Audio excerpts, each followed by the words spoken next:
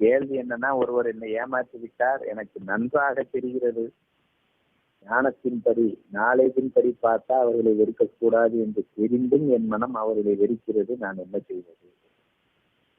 இதுக்கு பதில் உங்களுக்கு நாலேஜ் தெரியுதுன்னு சொல்லி ஊரை ஏமாத்தாருங்க. உங்களுக்கு நாலேஜே தெரியல, இல்ல நாலேஜ் மேல நம்பிக்கையே இல்லை. முழுக்க முழுக்க உங்கள் அறிவும் உங்கள் உணர்வு தான் உங்களுக்கு சொந்தமாக இருக்கிறதே தவிர ஞானதேவரின் உணர்வோ ஞானதேவரின் அறிவோ உங்களுக்கு துளி கூட உங்களுக்கு அதுல நம்பிக்கையும் இல்லை, அதை பிடிக்கவும் இல்லை, அது சரியா புரிஞ்சுக்கவும் இல்லை, தெரியவும் இல்லை அப்படிங்கிற மாதிரி ஒரு பதில் வருது.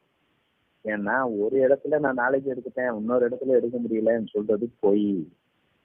ஒரு இடத்துல எடுத்தா எல்லா இடத்துலயும் வரும். நாலேஜ் எப்ப எடுப்போம் அப்படின்னா, என்னுடைய சப்கான்சியஸ், என்னுடைய உணர்வு பிளஸ் என்னுடைய அறிவு, இந்த இரண்டையும் டம்மி செய்து விட்டு ஒரு இடத்துல நான் நாலேஜ் எடுத்துட்டேன்னா நான் மேல போயிடலாம். அப்ப நாலேஜ் எடுத்த இடம் பார்த்தோம்னா எங்கேயாவது ஒரு இடத்துல என்னுடைய உணர்வோ என்னுடைய அறிவோ அந்த நாலேஜோட ஒத்துட்டே இருக்கும். அதன் விளைவாக நான் நாலேஜ் எடுத்துட்டேன்னு சொல்லலாம். இப்போ ஒருத்தன் இருக்கிறான், டேய் நான் நான்வெஜ் எல்லாம் சாப்பிடாதரா, அது உடம்பு கெடுதி. உடனே நான்வெஜ் சாப்பிட்றத விட்டுருவான்.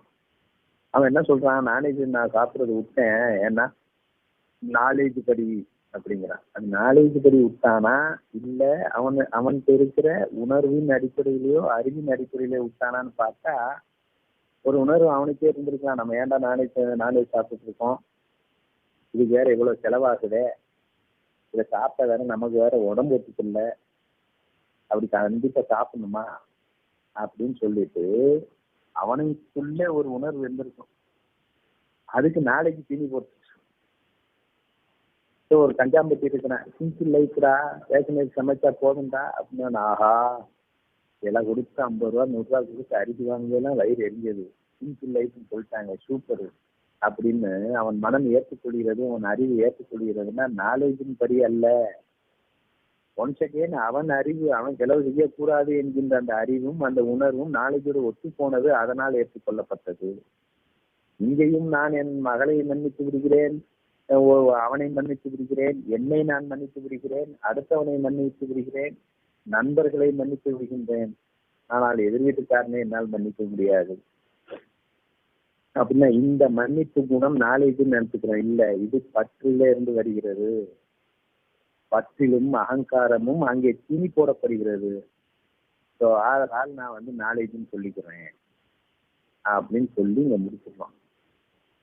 ஸோ அப்போ நாலேஜ் அப்படிங்கிறது எப்போது நீங்கள் சரியாக எடுத்திருக்கிறீர்கள் அப்படின்னா, உங்களுடைய உணர்வு வேணும் வேணும்னு கதறணும், அறிவும் வேண்டும் வேண்டும் என்று கதறணும். இந்த இரண்டுக்கும் எதிரா வேணாம், எனக்கு நாளைக்கு தான் முக்கியம் அப்படின்னு ஒரு ஸ்டெப் எங்கேயாவது எடுத்துட்டோம்னா ஒரே ஸ்டெப்பு தான்.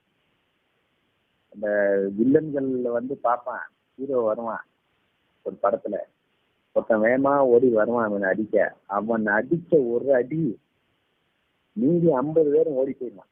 ஒரே அடி, ஒருத்தனை அடிச்ச அடி, அப்படி ஒரு எஃபெக்ட். அப்படிதான் நம்ம சப்கான்சியஸ்ல இருந்து, ஈகோல இருந்து, அறிவுல இருந்து வரும்போது ஒருத்தனை ஓங்கி அடிச்சிட்டோன்னு வச்சுக்கோங்க, மீதி எல்லாம் ஆடி போயிடுவான். அந்த பலமெல்லாம் பலவீனாக மாறி இருக்கும். அது போல நான் ஒரு அடி அடிச்சா, நான் ஒரு ஸ்டெப்பு வச்சா மீதி 10 ஸ்டெப்பு 50 ஸ்டெப்பு கண்ணை வைக்க தயாரா இருக்கான், ஞானதேவரை வைக்க தயாரா இருக்கிறான். அப்போ ஒரு இடத்துல நான் ஸ்ட்ராங்கா எடுத்துட்டாலே மீதி எல்லா என்னுடைய லாக்கும் பலவீனமாயிருது. பிளஸ் அதை மேலும் பலவீனமாக்குறதுக்கு நான் ஒரு ஸ்டெப்பு வச்சதுனால அவன் ஒரு 50 ஸ்டெப்பு வச்சிருக்கான். அப்ப அடுத்த அடி ரொம்ப எளிதா தூக்கி போட்டு மீச்சு போயிட்டே இருக்கலாம். அந்த முதல் அடிதான், அந்த அடி தெளிவாக என்னுடைய சப்கான்சியஸையும் மீறி என்னுடைய அறிவையும் மீறி ஓங்கி ஒரு அறை. நாளைக்கு தானே எனக்கு முக்கியம், நீ எனக்கு முக்கியம் இல்லை. யார தன்னை பார்த்து சொல்லணும், என்னுடைய உணர்வு எனக்கு முக்கியம் இல்லை, என்னுடைய அறிவு முக்கியம் இல்லை, எனக்கு நாளைக்கு தான் முக்கியம். அங்க அவன் என்ன சொல்லியிருக்கானோ அதுதான், நீ கதறு அப்படின்ட்டு அதை கதற விட்டு அவன் உடனே நம்ம மனசு எப்பயுமே கதற விரும்பாது. இந்த அறிவாளி மனசுன்ட்டு இருக்கு இல்லையா, அது என்ன பண்ணணும்னா சரி நாளைக்கு எடுத்துக்கிறோம், அதை வந்து சுயநலமா மாத்திக்கணும், பணம் மிச்சம், நம்ம வேலை பார்க்க வேண்டியது இல்லை அப்படின்னு சொல்லிட்டு அதுல சுயநலமா ஏதாவது ஒரு அட்வான்டேஜ் இருக்கான்னு தேடும். அந்த அட்வான்டேஜை வச்சு நம்ம எடுக்கும்போது தான் நம்மளால முன்னேற முடியல. முழுக்க முழுக்க அது உள்ள சூப்பரா நம்மளை ஏமாத்தி தேடும்.